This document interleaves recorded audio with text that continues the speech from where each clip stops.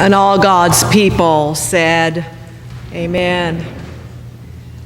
Yes, God is here doing all those things that the choir just sung about. God is here teaching, listening, giving, lifting, calling, teaching, showing us why we are here.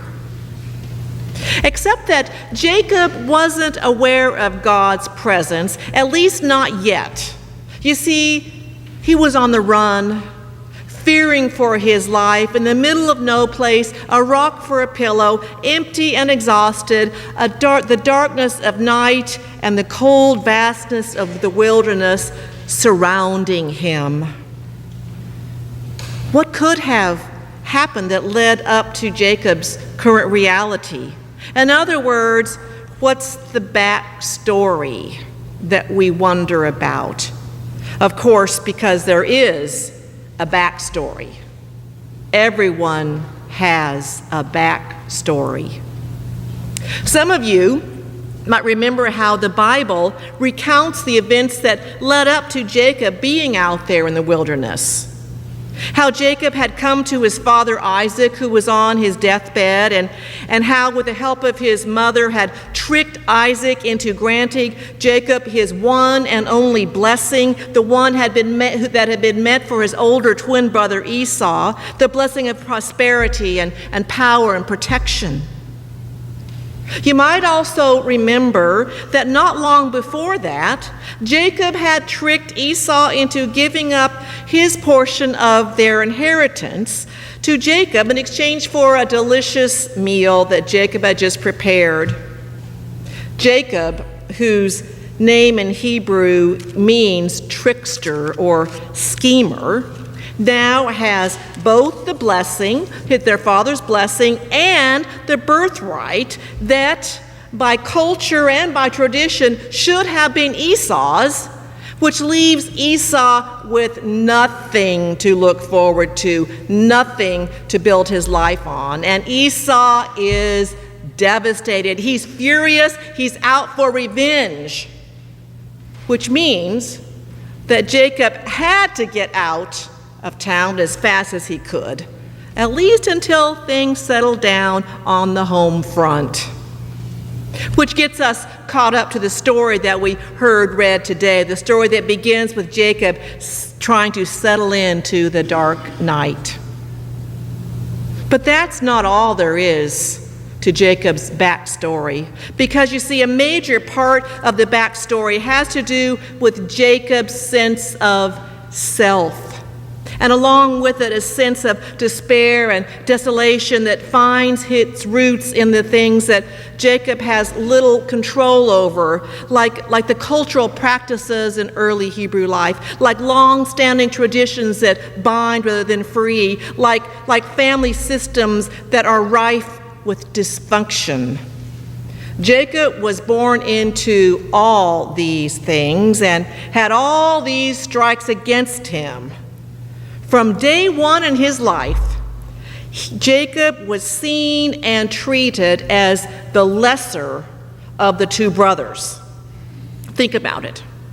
Cultural norms dictated that the large bulk of the family wealth would go to the elders upon the elder son on the father's death, which meant Jacob, who was just a few minutes younger than Esau, would be left with next to nothing.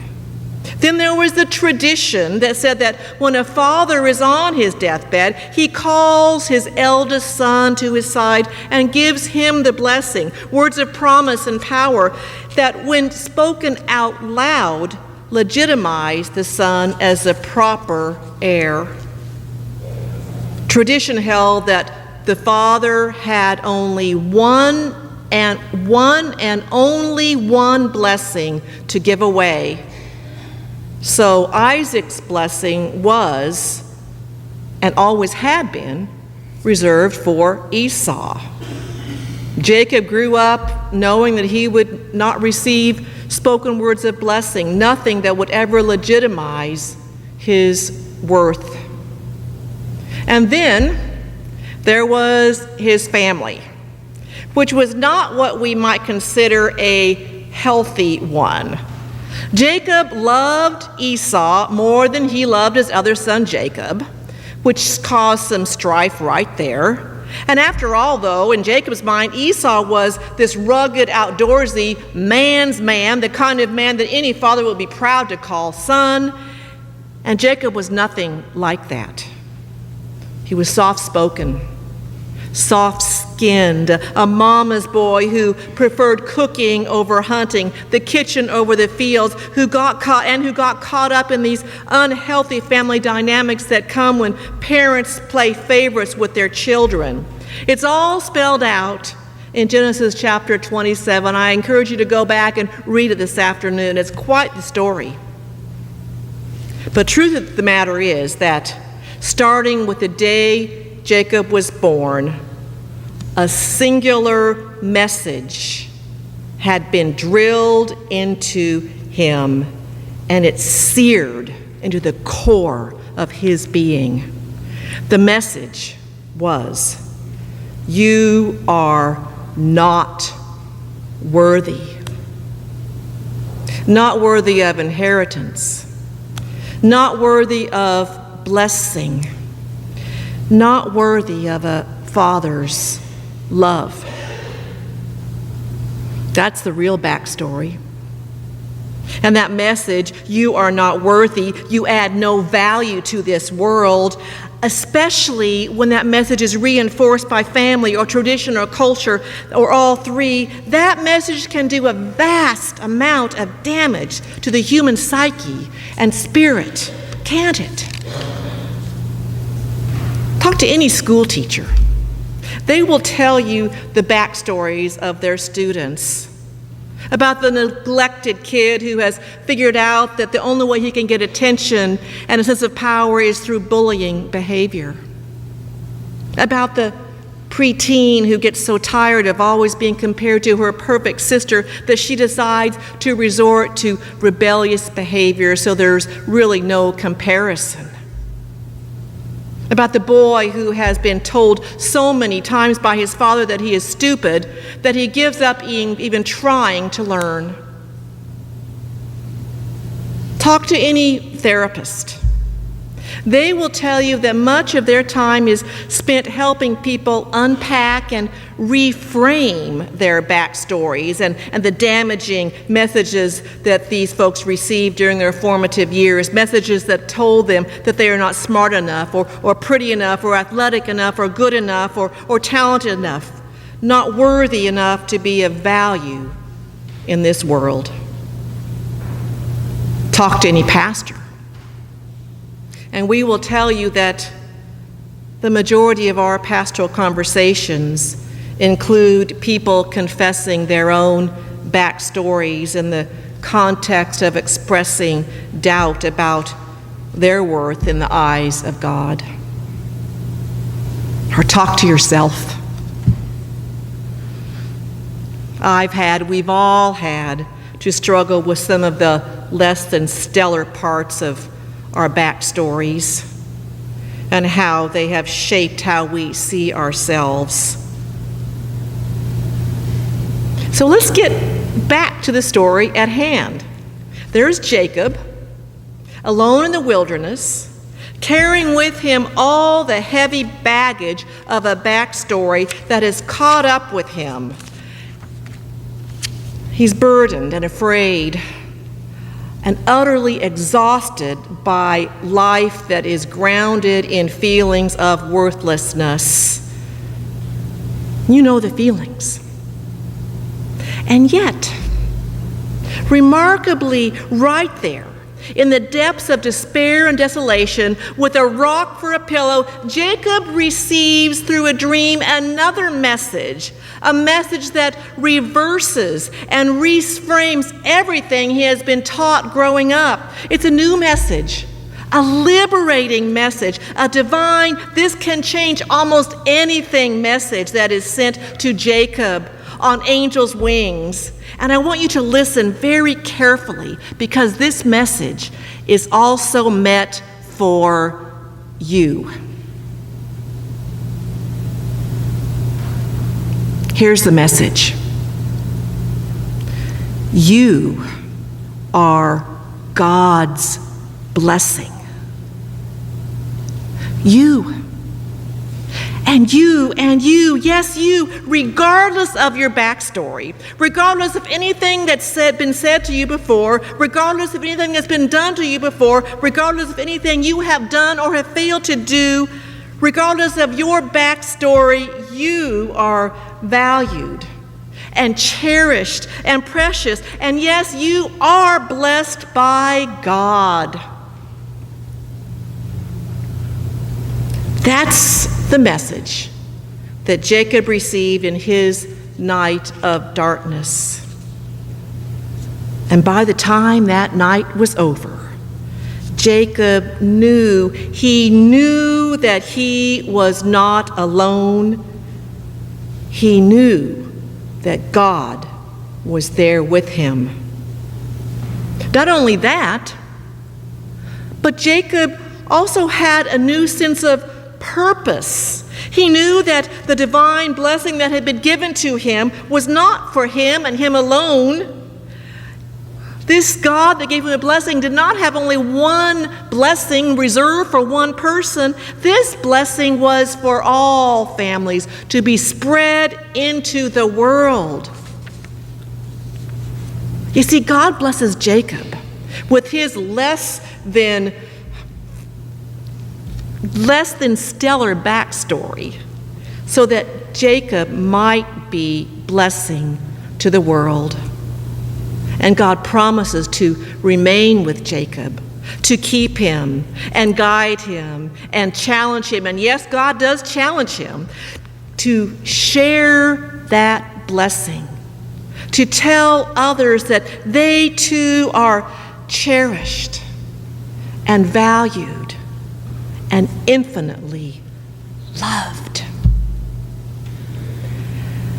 Yes, God blesses that trickster Jacob, and God blesses us, imperfect as we are, and promises us the same, promises to walk alongside us even when we mess up, even when we deceive, even when our backstories catch up to us and we can no longer run from the pain of our past. God is with us to bless us, especially in our darkest hours.